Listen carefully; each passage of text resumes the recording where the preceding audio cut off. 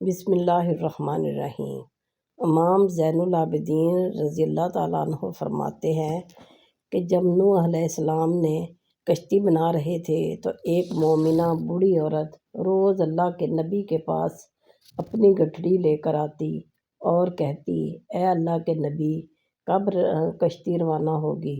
نوح علیہ السلام فرماتے ہیں، ابھی دیر ہے۔ وہ عورت شام تک بیٹھی رہتی اور پھر اٹھ کر چلی جاتی۔ ایک دن نوح علیہ السلام نے فرمایا کہ اے عورت، جب جانا ہوا تو تمہیں بتا دیا جائے گا۔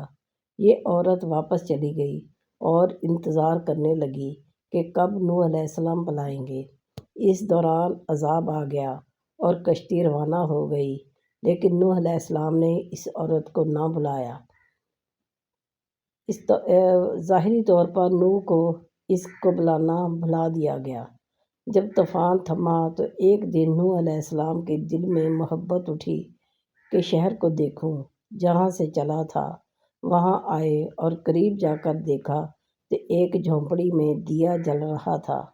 نوح علیہ السلام یہ دیکھ کر چونک گئے کہ روئے زمین پر کوئی ایسا گھر بھی ہے، اتنے عظیم طوفان کے بعد بھی، جس میں چراغ جل رہا ہے۔ انہوں نے وہاں تکبیر بلند کی تو وہ عورت سامان لے کر آ گئی اور کہنے لگی، یا نبی اللہ، کیا کشتی تیار ہے؟ چلیں۔ نوح علیہ السلام نے حیرت سے اس کو دیکھا اور کہا، رکو بڑھیا، کیا تمہیں کچھ بھی پتہ نہیں چلا؟ وہ کہنے لگی، یا نبی اللہ، کیا نہیں پتہ چلا؟ کہا، اتنا بڑا سیلاب آیا، بارش آئی، تمہیں کچھ بھی پتہ نہیں چلا؟